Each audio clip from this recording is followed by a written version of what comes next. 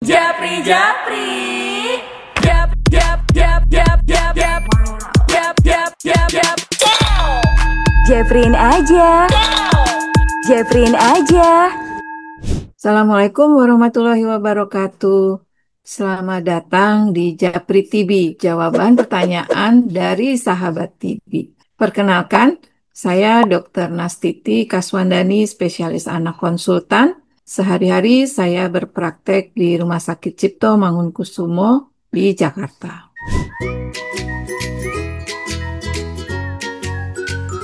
Nah, sahabat TB, anak yang tidak naik berat badannya itu banyak sekali penyebabnya.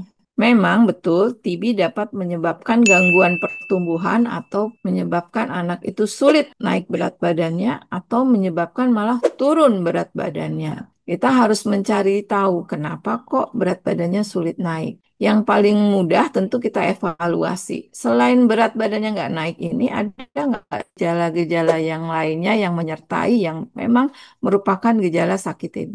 Demam lama, kemudian batuk yang lama, anak lemas, kontak atau terpapar dengan pasien TB yang bisa menularkan. Nah, kalau itu semua tidak ada, satu-satunya yang dikeluhkan hanyalah berat badan sulit naik, maka kita harus mencari tahu apakah konsumsi atau asupan nutrisinya itu sudah mencukupi jumlah dan kualitas yang diperlukan. Jadi kualitasnya baik, kuantitasnya cukup, apakah itu sudah terpenuhi. Nah, sebagian besar ternyata karena masalah feeding practice atau masalah dalam pemberian makanan. Sehingga asupan yang masuk tidak adekuat, akibatnya pertumbuhannya, berat badannya juga tidak sesuai dengan harapan. Kalau itu semua sudah diyakinkan, wah kita sudah cukup, sudah banyak asupannya, tapi tetap nggak naik juga, baru kita boleh mencari tahu apakah mungkin TB sebagai salah satunya dengan tadi mencari gejala-gejala, kita bawa ke dokter, nanti dokter mungkin akan melakukan pemeriksaan seperti mantuk tes dan ronsen, dan jika itu ditemukan ke arah TB, maka akan diobati sebagai TB. Ketika diobati sebagai TB pun, tidak akan serta-merta beratnya naik ketika hanya minum obat TB, tapi pola makannya juga biasanya harus diperbaiki.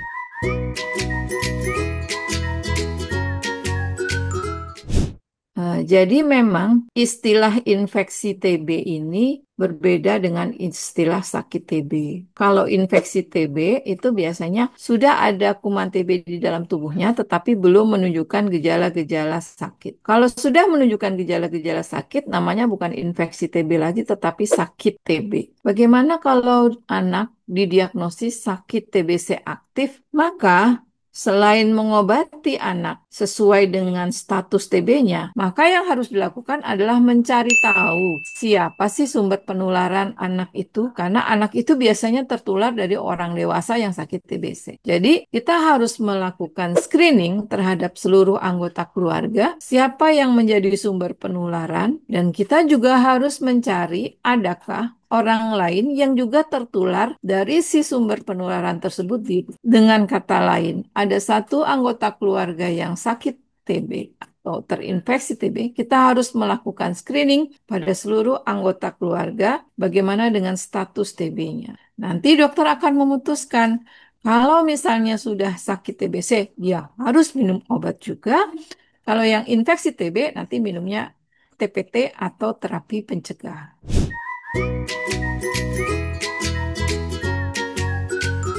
Ini memang tergantung dari derajat keparahan sakit TB-nya. Kalau sakit TB-nya parah, mempengaruhi organ yang terkena, paling banyak kan organ paru-paru ya. Ketika organ paru-parunya yang terlibat cukup luas, maka ada fungsi paru yang berkurang. Pada kondisi ini, memang aktivitas fisik untuk anak tersebut tidak bisa seperti anak normal yang lainnya. Karena dia akan mudah kekurangan oksigen jika terlalu lelah atau aktivitas fisik yang berlebihan. Tapi pada sebagian besar anak dengan TB, yang manifestasi TB parunya ringan, maka setelah pengobatan 2 pekan pertama atau apalagi sudah melewati 2 bulan, maka sebetulnya anak bisa beraktivitas seperti biasa.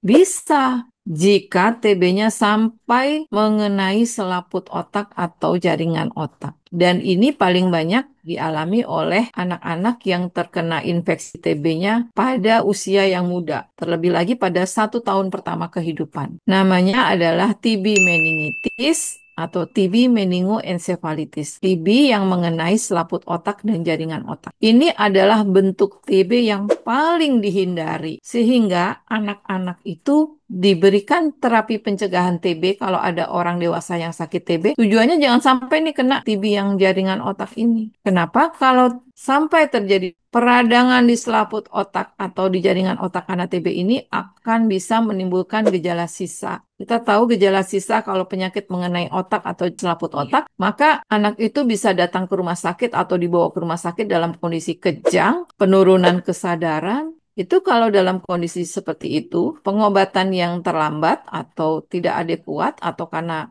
penyakitnya terlalu berat, itu bisa menimbulkan gejala sisa, bahkan bisa mengancam jiwa. Misalnya kita bisa menyelamatkan anak yang mengenai TB selaput otak. Seringkali anak itu sembuh dengan gejala sisa. Artinya apa? Potensi genetik yang bisa dicapainya itu tidak bisa tercapai karena penyakit tersebut. Misalnya dia secara genetik IQ-nya 120, 130. Dia harusnya akan jadi timbul anak yang cerdas ya, yang bisa ikut COC misalnya. Tapi karena sakit TB-nya itu merusak sebagian jaringan otak atau jaringan selaput otak, maka otaknya tidak bisa berkembang dengan optimal sebagaimana potensi genetiknya. Malah dia akan, mohon maaf, ada kesulitan belajar, ya, tidak bisa mengikuti perkembangan sekolahnya, kemudian ada kelumpuhan-kelumpuhan, sehingga itu yang paling kita takutkan dari TB, yaitu TB meningitis. Ya, sebagian besar kasus diperlukan ronsen paru untuk mendiagnosis TB pada anak. Kenapa? Karena dengan melakukan ronsen paru akan tampak gambaran yang memang sering terjadi pada infeksi atau sakit TBC. Pada beberapa kasus tidak diperlukan ternyata. Kenapa? Karena manifestasi TBC-nya sudah sangat jelas, sehingga apapun yang ditampilkan oleh ronsen itu tidak lagi mempengaruhi pengobatan. Itu bisa saja terjadi, tetapi pada sebagian besar kasus, apalagi yang memang gambarannya tidak terlalu jelas, maka dokter perlu melakukan ronsen untuk mengkonfirmasi bahwa gambaran ronsennya itu sesuai dengan TB paru. Ya, betul sekali. Jadi, untuk yang diagnosis sakit TB, pengobatan sampai saat ini di seluruh dunia dimanapun adalah dengan minum obat setiap hari. Minimal 4 bulan yang ringan, sebagian besar 6 bulan, yang sakitnya parah sampai TB tulang atau TB selaput otak sampai 12 bulan. Karena memang itu pengobatan yang paling efektif dan paling direkomendasi, tidak ada pilihan lain selain dari minum obat setiap hari. Nah, pertanyaannya biasanya dilanjutkan dengan kalau kelupaan bagaimana? Apakah mesti mengulang? Nah, jadi begini, memang jangan sampai terjadi kelupaan yang berulang, karena nanti potensi penyembuhannya jadi terganggu. Namun, bukan berarti ya, sahabat TB, kalau kelupaan 1 hari, lalu, waduh ini kalau kata dokter saya mesti minum lagi dari awal. Jadi yang 4 bulan tadi kayaknya dalam tanda kutip hangus gitu. Tidak demikian juga ya. Ini seringkali membuat kemudian orang tua, aduh saya takut lagi kontrol, nanti disuruh ngulang lagi, akhirnya malah nggak kontrol. Akhirnya jadi benar-benar putus berobat. Nah, jadi jangan sampai melupakan atau jangan sampai terlewat obat TB, tapi jika itu terjadi 1 hari atau 2 hari itu kan bukan berarti obatnya akan diulang dari awal. Ya, jadi jangan takut kalau kelupaan 1 hari terus akhirnya udah deh saya berhenti aja karena takut disuruh ngulang lagi padahal udah 4 bulan. Nah, itu jangan sampai terjadi. Tapi prinsipnya minum obat teratur setiap hari supaya kesembuhannya bisa kita raih. Sahabat TB, kalau masih ada yang ingin bertanya, kirimkan pertanyaan di sini. Jangan malu, jangan ragu, supaya kita cerdas tentang TB.